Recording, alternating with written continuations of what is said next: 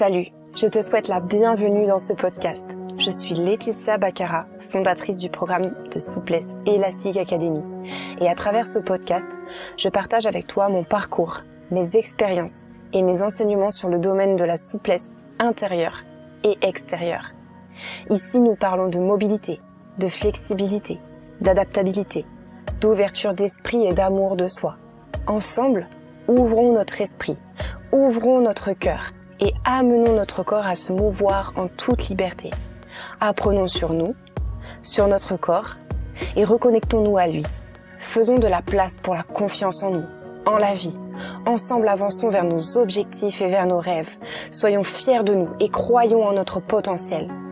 Je t'invite à partager, liker et à commenter ce podcast s'il te plaît, s'il t'inspire ou encore mieux, s'il t'aide. Ainsi, nous pourrons ensemble impacter, guider, aider davantage de monde autour de nous. Je suis ravie de t'accueillir ici et je te souhaite une très belle écoute. Hello, j'espère que tu vas bien, que tu te portes à merveille. Et aujourd'hui, je voulais qu'on continue peut-être sur cette notion d'organisation, de temps, de motivation. Comment faire finalement pour reprendre une activité sportive? Comment faire pour rester motivé, pour ne plus abandonner? C'est l'un des sujets les plus importants, qu'on me demande en fait au quotidien et qui surtout sape le moral et sape les objectifs de beaucoup d'entre vous. Donc je suis ravie de pouvoir en discuter dans ce podcast parce que c'est un sujet sur lequel je me suis beaucoup penchée pour répondre à vos problématiques, à répondre aux problématiques de mes clientes dans mes coachings. Et aujourd'hui, je pense avoir un semblant, en tout cas, pas mal de clés pour pouvoir répondre à ces questions, pour pouvoir t'aider toi aussi, si tu souhaites, à reprendre le goût, reprendre la motivation, reprendre tout simplement petit à petit, étape par étape, des clés pour te lancer, passer à l'action et retrouver un semblant en tout cas de régularité, un semblant aussi de bonheur, d'épanouissement, de sérénité dans ce que tu peux faire avec ton corps, bouger. On sait que c'est quand même assez essentiel de le faire, ok. Donc voilà. Alors la première chose déjà que je voulais te partager, pour moi c'est une clé fondamentale pour tout en fait, pas que pour le sport d'ailleurs, pas que pour le mouvement, mais pour tout dans ta vie. Je te parle en direct de la nature, de la forêt, donc tu entendras les petits oiseaux chanter, c'est chouette. En général, je fais les podcasts dans la forêt, c'est là où je me sens bien. Donc du coup, petite parenthèse. Donc du coup, la première chose fondamentale, c'est est-ce que déjà tu prends du plaisir et du fun à le faire, de la joie à le faire. Aujourd'hui, on nous martèle de partout qu'il faut absolument faire du sport, que c'est super important, tatati, tatata, que si tu n'en fais pas, en gros, t'es une merde. Excuse-moi, je serai des fois un petit peu cash dans ce podcast, mais voilà, c'est clairement ça. Donc en fait, toi, qu'est-ce que tu fais à ce moment-là? Tu te sens comme une merde justement, tu te culpabilises, tu te sens pas bien du tout dans ton corps, et tu rentres dans un cercle vicieux où tu te sens encore de plus en plus mal parce que tu es en train de t'auto-flageller, tu es en train de t'auto-dénigrer, t'auto-dévaloriser sur le fait que toi, tu n'y arrives pas, alors que regarde toutes ces fit girls qui arrivent à faire du sport tout le temps, régulièrement, qui ont des corps de rêve, etc. À un moment donné, on va remettre les pendules à l'heure. Et moi, je suis coach, ok? Donc ça veut dire que moi, je vends mes coachings de souplesse et de mobilité et je ne vais pas te dire d'acheter à tout prix en communiquant sur cette importance, même si c'est important, c'est vrai, mais la première chose, c'est est-ce que tu as envie réellement de le faire? Est-ce que tu prends du plaisir et du fun à le faire? Si la réponse est non, c'est que ce n'est pas l'activité qui te convient. Tout simplement. Donc voilà, il y a des personnes qui vont se forcer à faire de la musculation, du fitness, parce qu'on leur a vendu sur internet ou à la télé, comme quoi c'est la nouvelle mode, la nouvelle activité à la mode pour avoir les abdos dessinés, le ventre plat, se sentir bien, nanana. Si ça ne te convient pas, par exemple le yoga aussi, c'est très très en vogue, ça prend beaucoup d'ampleur. Si ça ne te convient pas, si tu ne prends pas de fun et de plaisir là-dedans, ça ne marchera pas. Ça ne marchera pas. À mon sens, en tout cas, ou alors ça ne marchera, mais sur du court terme. Ça ne marchera pas durablement sur du long terme. Je sais pas si tu es d'accord avec ça, mais ça me paraît complètement logique et cohérent. Donc d'abord, la première astuce, la première clé en fait, c'est de trouver l'activité qui te convient. Et là, ça me fait partir sur la deuxième chose fondamentale selon moi, c'est l'expérience, c'est d'expérimenter les choses. N'aie pas peur d'essayer, n'aie pas peur d'expérimenter, n'aie pas peur de passer à l'action et de peut-être ne pas aimer. Mais c'est pas grave, tu vas pouvoir apprendre à te connaître et voir justement si ça te convient, si ça convient à ton corps, si ça match. Et également, tu peux tester avec différents aussi coachs. Peut-être qu'il y a une activité qui va être, on sait par exemple, je reprends l'exemple du yoga, mais aussi c'est pareil pour toutes les autres activités, tous les autres sports. C'est que ça va beaucoup dépendre aussi de ton feeling avec les personnes qui se trouvent dans ton sport ou dans ton coaching. D'une salle à une autre, d'un coaching à un autre, d'une fit girl YouTube à une autre, tu vas te sentir hypé ou pas. Et ça, c'est super important. Si aujourd'hui, par exemple, tu m'écoutes et que tu prends plaisir à m'écouter, c'est qu'il y a déjà peut-être un certain feeling entre nous. C'est que tu aimes ce que je dis, c'est que ça résonne en toi, c'est que ça te parle, c'est que ça te fait du bien. Va vers les personnes qui te font du bien. Ne va pas vers les personnes qui sont à la mode et qui te vendent du rêve, mais va vers les personnes qui te procurent un réel bien et avec lesquelles tu te sens en confiance, avec un feeling pour t'accompagner sur du long terme. C'est important aussi. Une des choses aussi que tu peux faire si tu es du genre procrastination, parce que voilà, des fois c'est pas facile, surtout sur une longue période où on n'a rien fait, on sait pas comment reprendre. On a une certaine flemme qui s'est instaurée, qui s'est installée et c'est super dur d'en sortir. Agis sans réfléchir. Une fois que tu as posé certaines bases, que tu t'es posé la question de ok, ça a l'air de me plaire, elle me fait du feeling, j'ai le feeling avec elle, allez, je tente. Agis directement, ne te laisse pas le choix, parce que si tu es de la team procrastination, tu vas rentrer dans ton mental, tu vas rentrer dans ta tête et tu vas commencer à réfléchir. Oui, mais peut-être qu'il va me falloir ce short pour pouvoir commencer. Puis c'est vrai que j'ai pas le tapis, donc il faut d'abord que j'aille l'acheter. Mais alors attends, quand est-ce que j'ai le temps pour aller l'acheter? Je vais aller à Decathlon ou Go Sport ou Sport 2000. Du coup, jeudi matin. Ah mince, c'est dans une semaine. Bon, ça veut dire que du coup, je commence dans un mois. Non, tu n'y arriveras jamais en faisant de cette façon. Agis tout de suite. 5 secondes. 5 secondes. 5, 4, 3, 2, 1. Tu es en train de commencer ton sport. Tu te lèves et boum. Tu fais une fente. Tu fais un squat. Je m'en fiche. Tu commences. Tu le fais. Sinon, tu vas jamais te remettre dans l'action. Donc, ne réfléchis pas. Passe à l'action. Nous, en plus, les femmes, on est très dans cette réflexion, on a beaucoup de charge mentale, on essaye de tout mentaliser, de tout organiser. Passe à l'action. Pense à toi maintenant, ici et maintenant. Lève-toi. Même là, lève-toi de ton canapé. Allez, là, ça m'a remotivé. Allez, squat. Boum. Ou autre chose, hein. Mais commence pas à préparer. Et si tu as besoin de préparer quelques affaires ou une séance de sport parce que tu sais pas par où commencer, prépare ta vidéo sur YouTube. Prends une de mes vidéos que j'ai faites. Prends tout de suite. Hop, préparée, déjà ouverte la page. Tac, c'est bon. Elle est chargée. La vidéo est chargée. C'est nickel. Les affaires de sport sont juste à côté. J'ai plus qu'à les enfiler. Boum, 5 secondes, c'est fait. J'y vais. Je commence. Je ne me laisse pas le choix et je ne pense à rien d'autre. Je pense juste à... Là, pour le coup, on ne réfléchit plus. On est en mécanique. On essaye d'être dans ce côté déshumanisé. On est en mode pilote automatique. On le fait, c'est tout. Et à force de te mettre en action, même si ça se trouve dès la première fois, tu vas te sentir déjà bien et tu vas être super fier de toi. Ça va réaugmenter ta confiance, réaugmenter ta fierté de toi. Tu vas te dire, ouais, je l'ai fait, je me sens bien, en plus dans mon corps, trop bien. Et tu auras envie de recommencer.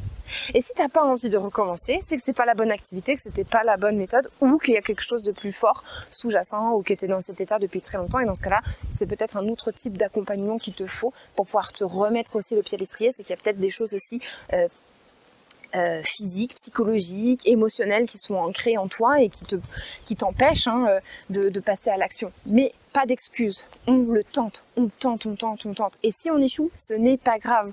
On trouve d'autres méthodes, on trouve une autre façon pour nous d'avancer. Et c'est là où je viendrai sur la prochaine clé, du coup, c'est fais-toi accompagner. Fais-toi accompagner si tu ne sais pas comment faire, si tu as testé déjà énormément de méthodes, de choses, d'exercices, d'accompagnement, mais que ou que tu as essayé seul, hein, mais même si tu as testé même dans des choses où tu as été accompagné et que ça n'a pas marché, ne te décourage pas et retourne dans l'expérimentation, retourne dans la recherche, ne perds pas l'espoir, continue ton chemin. C'est dans l'échec que tu vas trouver aussi tes réponses, donc ça fait partie du processus et l'échec finalement, on en parlera sûrement dans d'autres podcasts, n'est pas un réel échec. On a une notion un peu de l'échec qui est très très négative dans notre société, mais en réalité l'échec fait réellement partie de ta réussite. Donc ça fait partie du chemin, ça fait partie du processus. Donc si tu échoues, relève-toi, persévère, continue d'avancer. Prends l'enseignement de cet échec et faisons une force en fait pour pouvoir t'élever et aller chercher réellement ce qui est au plus profond de toi, ce qui est très important pour toi et ce qui va te convenir surtout. C'est un peu l'apprentissage finalement, encore une fois, de bien se connaître, de connaître son corps, de ce qui est fait pour nous ou pas, nos besoins. Donc l'échec réellement t'aidera pour ce processus. Donc ne te décourage pas, continue, reste courageuse, reste focus sur ce que tu désires. Visualise ton objectif. Et ça, ce sera notre 5e clé. C'est de visualiser réellement, concrètement et te fixer des objectifs réalisables et atteignables. Alors, tu peux avoir un rêve de dingue. Par exemple, moi, c'est énormément les femmes qui me contactent, elles rêvent de grands écarts. Alors, je pourrais un petit peu l'expliquer maintenant et j'en parlerai peut-être dans un podcast où c'est un sujet passionnant, mais j'en parlerai pas dans ce podcast, sinon ça va être trop long. Mais voilà, moi en tout cas, ma cible de femmes qui me contactent, elles rêvent de grands écarts. Et il y a tout un tas de raisons qui m'amènent à penser, avec le recul, parce qu'au départ je ne savais pas pourquoi j'avais tout le temps ces mêmes objectifs qui ressortaient, ce même type de profil de personnes qui me contactaient.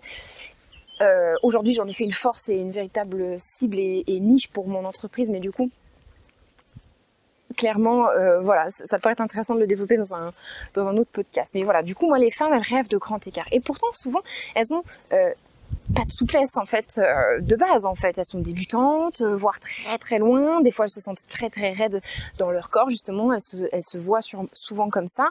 Très, très raides, très peu mobiles. Elles n'ont pas confiance aussi. Elles ont peur d'échouer, elles ont peur de se blesser, etc., etc.